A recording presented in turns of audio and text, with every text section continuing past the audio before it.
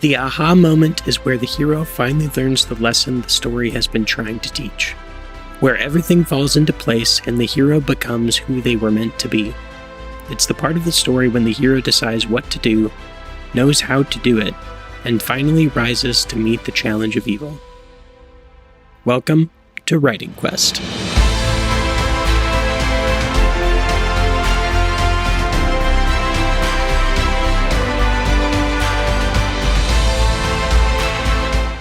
Hello everyone, welcome to Writing Quest. My name is Brendan Pugh, and in today's episode we're talking about the aha moment. It's the part of the story where the hero finally learns the lesson that they were meant to learn and starts rising to the occasion to challenge evil. If you haven't checked out the book, please do so on Wattpad. We are writing an epic fantasy. If you haven't been here with us before, you can check out all of our previous videos outlining the entire process. We're posting our writings there as regularly as we can, so keep checking back often to get the latest addition to the story. Stick around to the end of the video and we will talk about our progress. Here we go.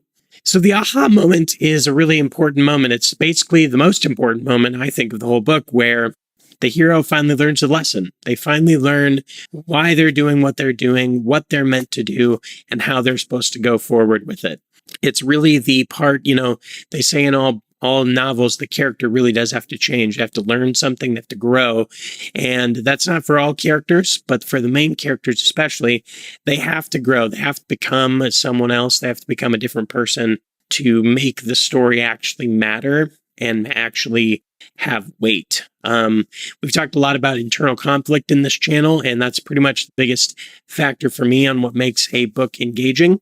And so the aha moment is kind of where they finally come to terms with that internal conflict and know what to do with it. It's where they finally can, grow from their fear into maybe they're still fearful, but at least they can face that fear head on. So that's basically what it is. And in our story, we've just had the darkest moment, which is where our hero, Ro, has, lost everything. She's lost her mother. She's lost lots of friends and family. They've been completely destroyed, and she's just trying to stand on her own 2 feet and do the best she can.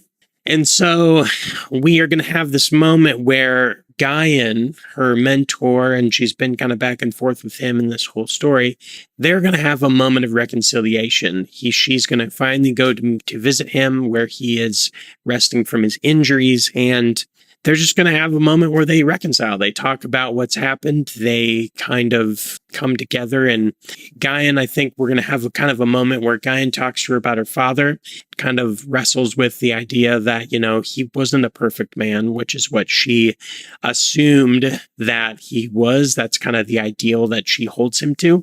And so we're really going to kind of dismantle that, but in a way that finally makes her understand that him being perfect is not the goal. And so Guyan's going to explain to her about things like, the reason that your father was such a great man didn't have anything to do with the fact that he was perfect or that he always made the right decision, but it was about the fact that he always got back up. He always stood back up to fight again. He always did the best that he could, and he always had his best, the best interest of people he served at. And so that's going to be kind of the lesson for her of like, you don't have to be perfect. You don't have to always do the right thing or make the right choices. All you have to do is keep getting back up to fight again. It's kind of the Captain America lesson if you like the MCU movies. So that really is what that's going to be for our characters in this book. I think for, Guyan's going to have a little moment in this, but it's really not an aha moment for him. It's mostly for Ro. It's just kind of a moment where he finally kind of gets to explain himself a little and why he has acted and done the things that he's done.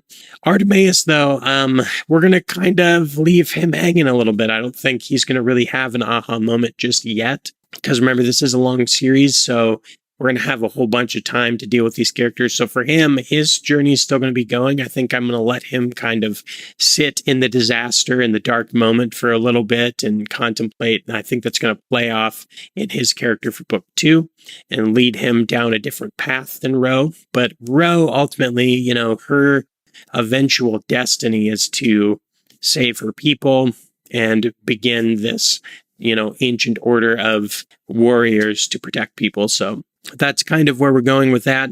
And I think, in the next future books, we'll probably play more with Gaian and Artemis and breaking them down in different ways and messing with them. But for this one, I really want to focus on Ro, and I really want to make sure that her character has the transformation that we need for these stories. So that's the aha moment. We're working our way through Act 3, and so please, if you haven't checked out our other videos in this series, check them out from the playlist up here.